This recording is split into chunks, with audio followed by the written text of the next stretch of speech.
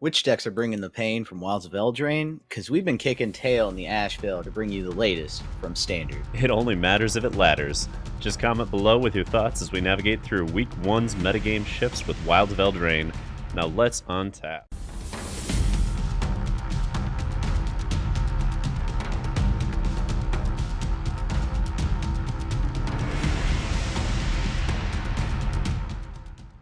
Alrighty, so Tier 1 this week is based on a few factors. First, we look to see tournament results, which, while few and far between, give us some hints of what's to come as people brew up new concepts for Standard with Wild shaking up the meta. Second, we look past Tier 1 contenders and how they've been doing on the ladder with some minor tweaks from Wilds. While Week 2 tends to have more concrete results, we're here for the good, the bad, and the ugly, which is how Week 1 goes. Thus, we're going to see some interesting shakeups here. Oh yeah, to say the least. Tier 2 is a bit easier to sort. We looked through the top 8 results from the past weekend. We pushed the 4 best lists that didn't achieve multiple appearances or trophies for your viewing pleasure. And last but not least, new brews has been added to our tier list. After a little bit of discussion, we decided that Tier 3 just really isn't good enough to feature, and we'd rather highlight the spice we'll be showing later in the show. However, we will get to those in due time. For now, we begin with Tier 1 featuring Golgari Aggro.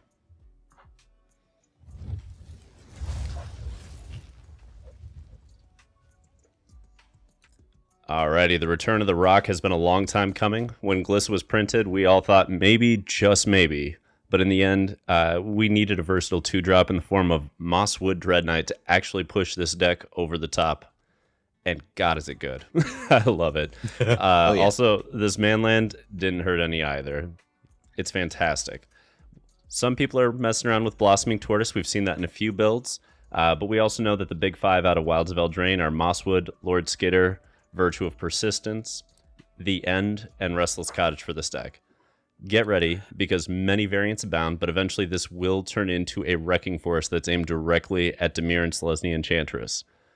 As you don't have to see in this list, but it has have been in many other lists, Fade from History is still a card, and it still absolutely tears apart Selesnya Enchantress when it gets rolling. Not to mention, of course, Glissa, Terra Sunder, Tranquil Frillback. Now, some early results do indicate that more than a few have attempted Huntsman Redemption, especially in conjunction with Lord Skitter for that free creature tutor. I've also seen it with Jadar. I can say I've gone down this path, and it has some merit, but I'm not sure there's actually enough to say that it's stronger than just playing better 3-drops outright. So, I mean, we're somewhat spoiled for options at the moment. Nonetheless, this list that we're showing right here has done excellently, coming in second in the 128-man tournament this past weekend. Wow. Hard task. 128-man tourney. I know you said your feelings on the tournament are that it was a little bit more brew-friendly, but I feel like that's still a very significant feat. Now, let me ask you specifically about one card. Blossoming Tortoise, what are your feelings on this new card? I know our feelings on Mosswood Dreadknight are obvious. We both love the card. But Blossoming Tortoise, a little bit less known. What are your feelings here? Is it well positioned in the deck? It really depends on the meta. I think this is a great role player if you're trying to build for mid-range v mid-range, because what you're trying to get out of it is an ETB effect that's going to ramp you closer to your 5, 6, and 7 drops. So when you're going post-board into Breach the Multiverse, into Nissa's, or just into the other side of Virtue of Persistence, that's where this shines, along with presenting the idea that your Restless Cottages are going to be 5/5s that get activated for 3 mana. So all of a sudden you turn those into more reasonable double or triple threats coming out, right? At the same time, it's very slow. And I mean, when you look at a 4-drop, it's literally sitting right next to Sheoldred. And when you compare the two, do you really feel like it's on the same power level? You know what I mean?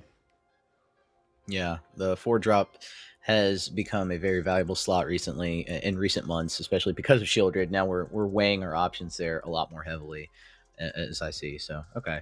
Thank you for that insight. Yeah, absolutely. Let's move on. We can hit up the next one on the list here. This is actually my current favorite list. Good old Mono Red is back. So Mono Red took down a standard challenge on MTGO this past weekend while also placing second in a smaller 35-man tourney, showcasing the power of good old-fashioned Godric, as well as Charming Scoundrel. These two are fantastic additions to an archetype that was already nearing tier 1 in power level, if not positioning by the end of last season. So there are a plethora of builds to go with, and I've seen everything from 4 copies of Monstrous Rage to 4 copies of Urbrosk's Forge. The build we have here took home the trophy on Moto for week 1, however, so it'll set the standard for this week. The main board, honestly to me, it's not that intriguing, but the sideboard is. A noticeable absence of mini Chandra in favor of the powerful 4-mana walkers is a curious development, as is the continued presence of Lithomantic Barrage despite the fall of all but Esper Legends as its primary opponent. Nonetheless, expect this deck to continue as we handle the newfangled rise of Domain, and make no mistake, Domain is everywhere on the ladder right now.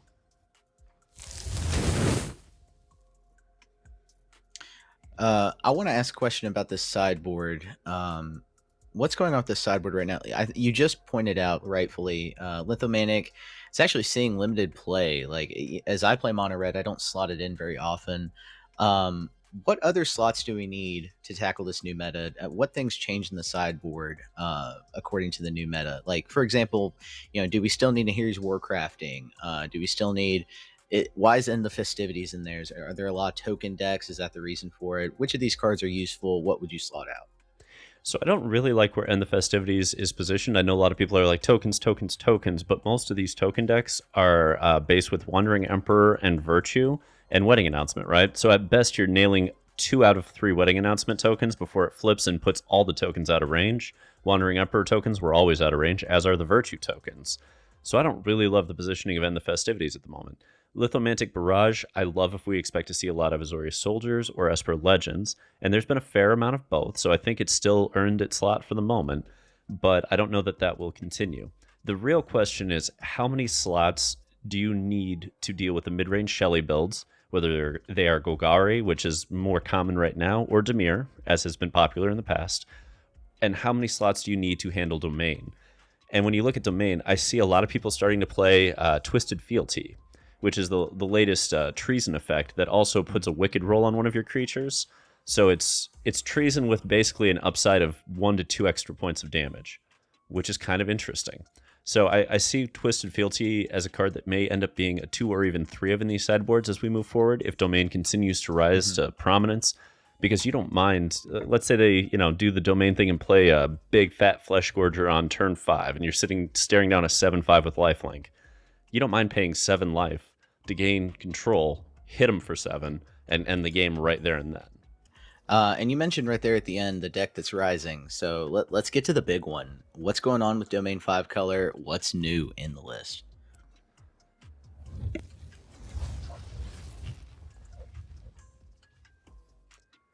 Domain coming in hot here with a brand new build that nobody saw coming. Fresh off its trophy this past weekend in one of MTGO's standard challenges, we see a whole new angle of attack here, pushing for Invasion of Alara instead of Atraxa as its primary purpose. Now, for those who are looking at this list and like, what the hell is going on? I'll make it simple. What you're trying to do here, what the end goal is to resolve an Invasion of Alara, which is going to look through your entire deck, and it's going to find Bramble Familiar and go for the Throat. Those are the only 2 options it can see, because of the way it looks at the casting cost. Like Friction Flesh Gorger may be cast on 3, but it looks at it as a 7-drop. Same with Virtue of Persistence, right? So it's going to see Bramble Familiar, you get to pick Bramble Familiar, and then you get to cast the 7-mana Sorcery Adventure of Bramble Familiar using Invasion of Alara. So this is a loophole they closed with Cascade back in the day that they apparently reopened with Invasion of Alara. When you do this, you're probably going to get that adventure to give you one of your 7-drops, which is going to hit and start the next phase of this. If you're lucky, you hit a Cemetery Desecrator. If you're very lucky, on turn 2, you discarded a Herd Migration just to get another land, right? So you can use the Cemetery Desecrator to exile the Herd Migration to remove all 7 counters from Invasion of Alara, which flips Invasion of Alara, and then starts the next part of the snowball effect. It's really good. It's really good. I've played with this a little bit today just because I had to understand how this all worked in order to record this video. It's a very strong effect. I expect to see a lot of it. This is going to be the new standard for Domain. It's faster, it's stronger, it's better than the other Domain deck. I think that's pretty easy to say at this point. Yeah, I agree. I lost to it just yesterday on ladder. First time I ran into it. Somebody who had obviously seen this list and started using it themselves on ladder, and wow. I didn't know what was going on exactly or what I was facing. I could tell it was domain, but it seemed really odd. And it used Cemetery Desecrator, and it got rid of quite a few of my things just with that alone. But talk to us about some of these new cards that I worry about, right? Specifically, the one that typically we talk about targeting Sheoldred, which is the end. This is a creature-based combo. Do decks such as Domain, which rely on these heavy creature-based combos, need to look out for cards like the end, or is the end still not in use enough? Nobody's really picked it up, and so this deck is kind of safe for the moment. What's going on with that situation? I think this deck will be safe regardless. There are so many ways to work with this deck. I thought it was going to be very glass cannony, very much like get invasion and get going or die, and it's just another angle of attack. It's a domain deck that happens to have a combo built in instead of being a domain deck that has to be a ramp deck. Like this one doesn't really want to ramp that fast. It wants to slow the game down and get to turn 5 to resolve an invasion if you have it. But if you don't, that's fine too. This deck can also play just kind of a weird, grindy, mid-range plan against most of the format, eventually just casting big fat 7-drops, and you have a diverse array of 7-drops. You have a Tali, you have a Traxi, you have Cityscape Leveler if you want to put it in. I will go ahead and clarify, Cityscape Leveler is not in the usual list. That was already my little innovation because I wanted to win against the Mire, and that helps tremendously. But it doesn't matter if they erase one of your 5 or 6 7-drop creatures, you have the others. So it's redundant enough. I don't think we need to worry about the end. I would worry a lot about Disdainful Stroke, but not the end. Fair enough. Fair enough. Talk to us about the last deck we have in our tier 1 list, Naya Tokens. I asked the question the other day, which tokens deck is really the best one? Which one has the best shell? And I think here's the answer to the question. So talk to us about why this deck is the one. Alrighty, so Naya Tokens, fresh off its 128-man tournament victory this past weekend, the deck that finally figured out what to do with Pia Nalaar, Console of Revival. It's got a home in Standard. We've been watching it make waves in Pioneer and to a lesser degree Explorer for a while now, but we never saw the right place for this to make waves in Standard until now. However, this printing with Questing Druid, Virtue of Loyalty, along with a decent piece of early removal and Torch the Tower, may have finally given this deck what it needs to have a home. Whether this is a contender or just a week 1 flash in the pan remains to be seen, but a W is a fucking W, and we count them. We do. As I look at this list, what I see are a number of choices that I don't necessarily agree with, but I think the shell is strong. We talked earlier on the podcast about how Wedding Announcement, Wandering Emperor, and Virtue of Loyalty were going to find a shell. We're going to find a home.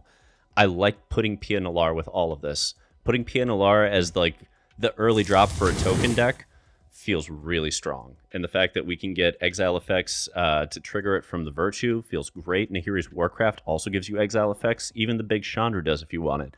I'm not 100% sold we need Reckless Impulse, Ren's Resolve, and Questing Druid. There might be enough ways to incidentally trigger Pia that we can get away from some of these clunkier cards that slow the game down and have a more streamlined game plan. And that's what I mean when I say I wasn't sure that I agreed with all the choices. But this presents a lot of opportunity to brew, a lot of opportunity to mix and match until you find the right array of threats. Okay, and that kind of segues into my question and sort of half answers it as well. Celestia Enchantress, we often make comparisons to that decks because that's the other aggro deck that's seeing some success. That deck tends to suffer from Farewell, Sunfall, the big mono white board wipes that just kind of exile everything instead of giving you a chance to rebuild.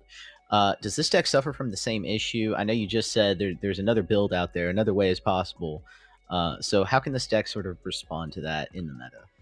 Honestly, I would love to take this deck up against Control. The fact that it has 4 Reckless Impulse, 4 Ren's Resolve, and 4 Questing Druid is a ton of card advantage that's already built into the engine, and then your threats are low enough to the ground that they have to respect them while similarly not being able to easily counter them. I think it's actually ideally positioned for a slower game. Where I don't want to take this deck is up against Mono Red. Like, I don't want to play the game of who has the better Swift Spear deck because it's not us, you know? Yeah, that makes sense. It really does. All right, That's everything for tier 1. Let us know in the comments what you think of tier 1. If you've played any of these lists, how similar they are to what you're playing, or what sort of fancy new tech are you using that we may not even know about.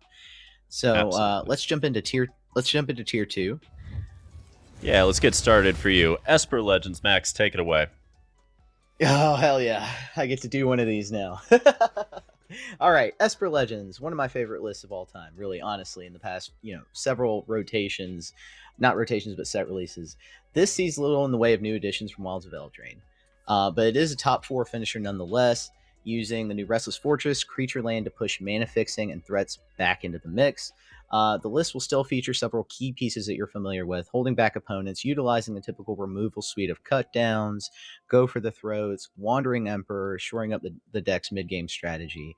Sheoldred plus Mastermind hold a bit of synergy all into their own and help maintain damage output per turn in the mid game, as along with some card advantage on your opponent's turn. Wedding Announcement here means the deck maintains a board state even after your obvious 1-for-1 removal or board wipe game plan that you may encounter. So along with that, that card also can implement a way to gain some card advantage, in addition to the typical card advantage you see from this deck, which is just straight Rafine. Fair, fair. So, Max, let me ask you, with the current state of this deck being well balanced between its package of removal cards and utility cards, do you believe this deck is finally ready to address the Dimir mid-range Dimir aggro, however you want to put it, that initially pushed it out of tier 1 status before the release of Wilds of Eldraine? I think with the way it's built right now, with the usage of all of these cards, it stands a chance. But I'm on the fence personally. I think it's a 50-50 matchup if you match these decks against each other. Dimir midrange still being, of course, overall in the meta the superior deck in the situation, in my opinion. But when it's matched up against this deck, like, I think it's a 50-50 matchup. Fair. All right, let's push on. We're going to feature Orzhov Tokens. I refuse to call it Orzhov. It's Orzhov. Take it away, Max. Yeah, commenters loved when you called it that, by the way. Anyway, Orzhov making the shift, as we called it, from control over to a tokens-based list, especially with the printing of Virtue of Loyalty. Now, let's be honest. If you happen to curve out Virtue with the Adventure into Wedding Announcement, into Wandering Emperor, into the 5-mana version of Virtue, then your opponents are pretty much going to struggle to keep up with all these engines. The question is, which shell this set of 3 cards belongs in, and so far, the opening weekend has pushed it into black and made Orzhov its starting point. Now, it's worth knowing Pylon is also another card that gets a little value, a little push in its stock value from this strategy, finally making its appearance in a standard tiered deck at long last. You also have Sorin, Emperor, Adeline, Wedding Announcement, making up all of these solid token value engines. And I just want to note one more card. Gumdrop Poisoner presents an interesting synergy with the Phyrexian Missionary and Sorin, allowing you to use your life gain to take away some of your opponent's key pieces and creatures. And then, of course, we have Rite of Oblivion as well, which, older card, but perfect as a 2-of, especially when you're playing it in a token stack. I actually really like where Rite of Oblivion is positioned if you're going to use Gumdrop Poisoner, because that turn 1 you just make a food token, and turn 2 you have the best possible removal spell now ready to roll. But here, question for you here. Do you think that Lauren is going to see more play in this deck, in this enchantment-friendly meta? Do you think we're going to need more than one copy in the sideboard as we keep going? Because the card's a 3-drop, it's hard to want to include more than one copy. I think in the past we've had up to 3 copies in sideboards in similar strategies, but I think 2 is probably the ideal amount, considering how many artifacts, but really how many enchantments are out there to take advantage and push down. So I don't know. The fact that Dimir's out there and Fairy Mastermind kind of makes it a bad idea for you to allow your opponent to draw a card in addition to you drawing a card. I don't know. That card makes me wary of having it in the main board. That's fair. That's fair. All right, let's shift over. Max, tell us all about Selesnya Enchantress. Hell yeah, this deck is still kicking. One of the older vet decks, along with Esper Legends, in our tier list today. Selesnya Enchantress gained an important engine in the form of Elvish Archivist. Now, while we're still a little uncertain about this card, the fact that you can just basically draw an extra card almost every turn is really nothing to scoff at. particularly with Restoration of Aganjo, bringing it back on the second phase. If any deck is prepared to knock Dimir around, really it's this one. Both decks will attempt to outvalue each other or their opponents, and it'd be interesting really to see the percentages on this matchup. My guess is it's actually closer to 50-50 than people think, and that's with me assuming that a lot of people prefer or think that Dimir's the victor there. The domain matchup remains abysmal, though, as does Esper Control, so tread carefully there. Not a deck I expect to see at the top of the leaderboards every weekend, but I do think this one weekend where people come in droves with mid-range and aggro lists, this low number will have its time to shine for sure. Yeah. I just want to comment really quickly, the Hallowed Haunting build that we tend to favor in particular is my favorite way to go with the deck. You can go with Calyx. I prefer Hallowed Haunting, particularly because it's so easy to bounce back and rebuild after a board wipe. And then 3 copies of Catilda with life gain are really great against mono red. Absolutely. Now, I'm going to ask you a question that's a little out of left field on this one. Given that we're seeing a rise in domain and the fact that domain kind of outstrips what this deck is trying to do very quickly, do you think that it's going to have to shift back to a Calyx build and go very aggressive with Audacities and really just push tempo if it's going to survive in a domain meta? Or is this a deck that you just shelve as long as domain is out in force and bring back the moment it goes to the sidelines?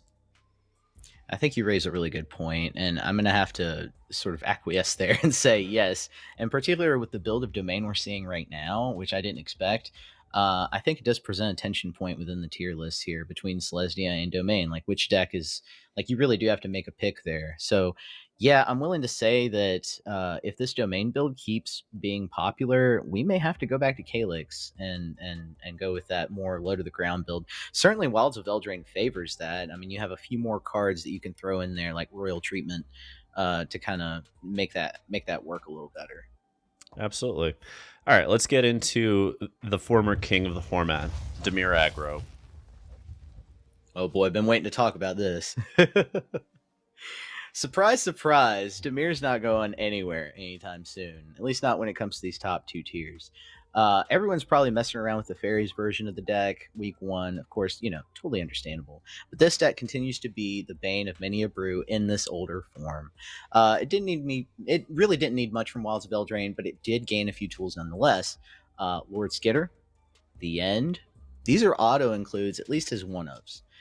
Whether the Black Virtue card merits a place is still up for debate. I tend to like it. Here's the thing, though. Nobody does it quite like Dimir. That has certainly been proven week in, week out. It's astounding how fast this deck catapults ahead on card advantage from 0 board presence.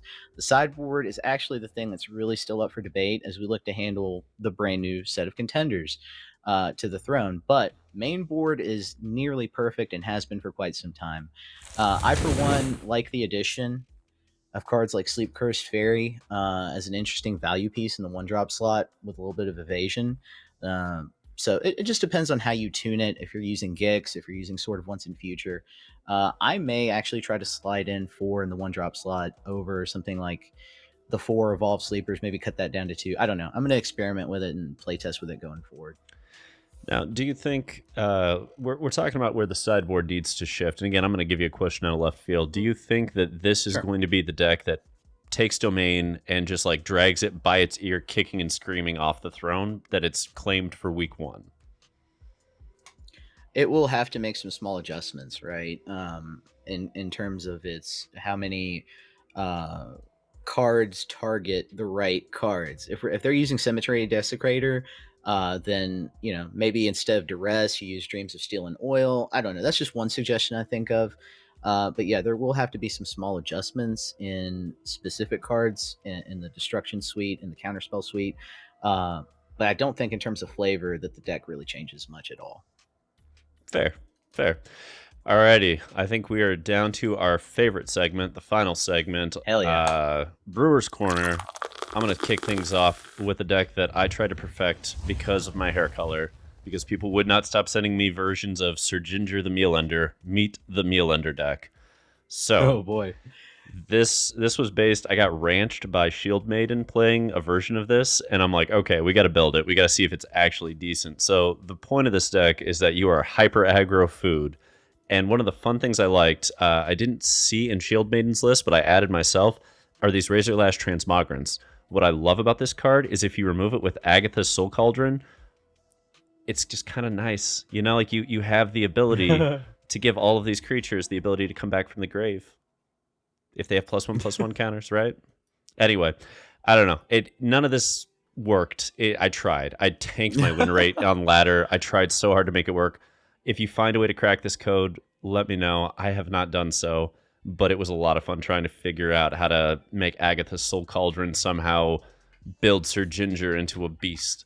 And maybe there's something. Maybe there's something. I just haven't cracked the code. Fair enough. All right, we got another one for you. This one is called Esper Flash. Oh, new cards. I just want to say right off the rip, Werefox Bodyguard, is that not just a new Brutal Cathar? It has an additional... Go ahead. I just want to call it the coolest Cathar. Look at the art. Look at the fucking creature type. Elf Fox Knight. What the fuck? I love it.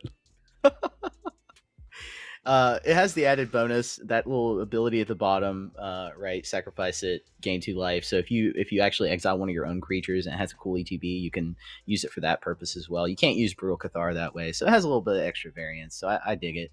But this deck is full of flash spells, and I think the obvious advantage of that is being able to play things on your opponent's turn. Fairy Mastermind is one of the first ones that hit the meta that comes to mind. But you've also got in here some old school stuff, right? Urtai, Obscura Interceptor. These things just, I love Urtai as a counterspell. I use it as a counterspell. It is great. Yeah, your opponent gets a draw card, but you're taking away their most important piece. And when you're playing decks like Domain, that's very critical. So don't undervalue some of the flash spells that you can encounter in this set. It's a wild brew. I'm very curious to see if it goes anywhere. But we're going to move right along to the next one here. Azorius Tokens. Hello. Okay, so this is another option, and I brewed this. I haven't gotten a chance to try it. I really want to. The concept here is we want a tokens deck that can go and kick back against Domain. And as you look at that sideboard, you may notice 4 Disdainful Stroke and 4 Negate all on the sideboard to go with the 4 Make Disappear. Like, we are ready post-board to just counter and dump tokens onto the board against a Domain deck. I don't know if it works, but I do know that we have that shell that we love. We have the Wedding Announcement, Wandering Emperor, Virtue shell. And from there, we're just building out the rest. One thing I really like about this is we get to play Intrepid Adversary, and this is really potentially well positioned right now. The fact that it's a 3/1 means it's trading with Graveyard Trespassers, it's trading with Gixes, and you get to bring it back with Restoration. When you bring it back, you get to pay that additional cost, and just Glorious Anthem late game, that can be absolutely batty. So we'll see. And I love the one of new Invasion of New Phyrexia as well. That's spicy. I love it. Good card. that might end up being a 2 or 3 of. It was a 1 of in a random like Azorius control list, and it was by far one of the coolest 1-ofs, and it won me so many games. And I keep sitting here thinking, this is a way that emblems knights, and Virtue of Loyalty also makes knights. So they play with each other already. And like you get to this point where you can play Invasion of New Phyrexia off of Restoration of a Ganjo, because you can discard. It only costs 2 mana technically, even though it's an X spell. So you can just bring it back for 0, hit it with some tokens, flip it, and now you have a walker. So it might actually be a viable path to take with this deck. I don't know. I gotta test it, but I love it. The fact that Sunset Revelry plays in perfectly with this deck to keep mono red at bay also makes me happy. Gives you tokens, gives you life, exactly what you want to be doing. Regardless, I think we're on to the 4th and final one in all of this. Good old-fashioned Boros Humans. Max, take it away. All right, Boros Humans. Now, I was reading through this deck list, and I got about halfway down, and I was thinking to myself, this looks a lot like Explorer/Pioneer White Weenies, right? And I remember from that deck why that deck does so well. And then I kept looking down the list, and I saw Godric, and I saw the Spellbook Vendor, and I was like, okay, this is the spice. Very tight, very compact, low to the ground, aggressive list. I love it. In particular, I want to highlight Spellbook Vendor. If this card stays on the field, I mean, this is a must respond. If this card stays on the field, I mean, this is bumping all your stuff turn after turn, and it's really allowing your go wide strategy to turn into a go deep strategy. So don't overlook this card in your building. And the sideboard is ready to rip some face. The Urbrass Forge, and here he's Warcrafting, and then the invasions to protect you when you're running into those control lists. So I think this list looks pretty stacked. What do you think, Art? I love it. I do. It gets the one thing that Boros has had an issue with. It gets Secluded Courtyard, so it gets a dual land that comes into play untapped and perfect fixes your mana because these are all humans. So Secluded works out beautifully for that. And that was one of the big issues with running Boros for an aggro archetype is outside of Battlefield Forge, your other two duels come into play tapped before turn 3 at a minimum. Restless Bivouac always comes into play tapped. So it's kind of awkward, right? Like it's aggro colors, but you're playing non-aggro lands, and that was always an issue. But if you go to the humans build, it's not an issue anymore. It's like you took the best of the white weenie deck and the best of the mono red deck, and you shoved them all together, the human parts of it, and said, "Are you viable?" And I don't know what the answer is, but I'm fucking excited. You know? Oh yeah, me too. Decks like this make me excited for aggro. Yeah, totally. But that's your Brewer's Corner. Yep, and that brings us to our final segment, predictions for the upcoming week. Max, we've talked through 12 archetypes already today. Are we missing anything going into week 2 of Wilds of Eldraine Standard? We might be. I looked at all these decks, and I looked at what we had for tier 3, and I looked outside of that even at all the predictions for what people were playing on ladder based on different data sets. And I found that there's some questions on the outside of these two tiers. What's mono black going to be positioned to look like? I suspect one of the reasons we're not seeing mono black aggro here is that nobody has brewed it. They've pretty much considered it a solved deck unto itself, and now it's going to have to respond this upcoming weekend and try to claw its way back in. What are we going to see in that list? What sort of cards? We were talking with Paradabo on the podcast, the Rebelcast yesterday, about just reducing the numbers of Shellys that you have in those black-based lists and replacing it with either more low-to-the-ground stuff or something else like the end to really counter your opponent more interaction. So it'll be interesting to see whether that list comes back into play or not and what it looks like if it does. But Darkstream, what about you? Is there anything that you're anticipating happening this weekend? So if you look at the threads of how week 1 went, we have Domain coming out on top. We have Mono Red coming out on top. To me, those are the two decks that really stood out among all the tier 1 archetypes. We saw a lot of different Golgari builds, and people are trying to tune those up. But Domain and Mono Red are the two that I see. And that makes sense because you have one that goes under everybody and you have one that goes over everybody. And for week 1, you're picking two very strong concepts and you're saying, can you deal with both? And the answer for most decks week 1 is fuck no. They're trying to figure out what their identity is as a deck. Like Golgari hasn't figured that out yet. Are they a Huntsman Redemption deck? Are they a Blossoming Tortoise deck? You know, are they a Beseech the Mirror deck? Are they just low to the ground aggro? Nobody knows yet. We've got so many different builds floating around. I've seen a Reanimator version. You know what I mean? It's nobody knows what the Rock's supposed to be right now. But I think going into week 2, what I would expect is people will figure out how to run counter spells and kill aggro decks. Mm-hmm. And if you can do both of those things, you will beat Domain and you will beat Mono Red because neither is well equipped to deal with those at the moment. They'll adapt. They'll adapt coming into week 3. But week 2, I would look to play something like Azorius Tokens or Dimir. And I would slant both of those pretty heavily to ensure that they have ways to deal with Domain and ways to deal with Mono Red. I think that's where you want to be. That's at least where I'm going to be pushing forward this week. And at least when I get tired of running Mono Red through all the Domain players because everybody's having fun with Domain and, well, I got to ranch them just to make sure they remember why we don't like Domain. So, I mean, we mentioned earlier, Control hasn't found a place yet in the new meta, but that will change as this format solidifies. So make sure you tune in next week. We'll show you some fresh brews. We'll show you the weekend results. It's going to be a blast. I promise you. Oh, yeah. Don't forget to like and subscribe. Let us know down there in the comments what you think of all these choices and decisions and card choices especially. How would you build these decks differently? What are you playing to break through?